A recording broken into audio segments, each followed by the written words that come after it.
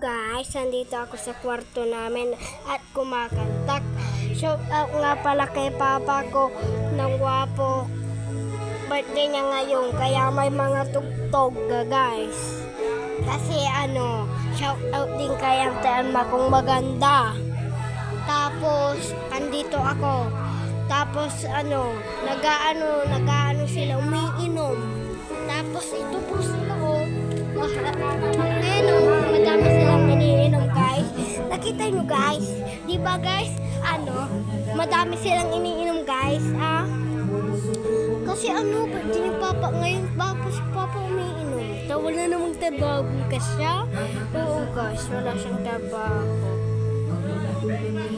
Oo guys, wala siyang trabaho. Wala siyang trabaho. At tapos ito si Mama.